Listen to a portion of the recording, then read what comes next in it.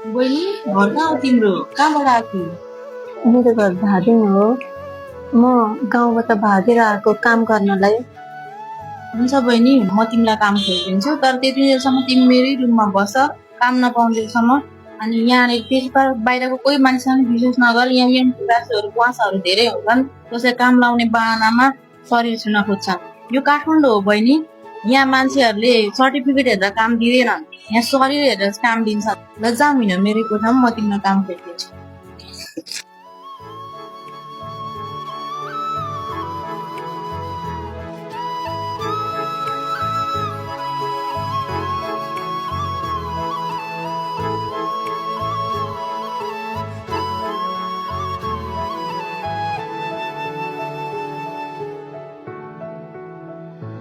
Few days.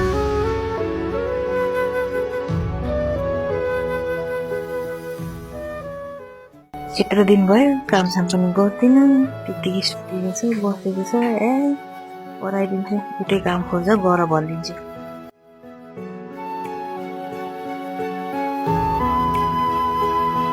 Next day.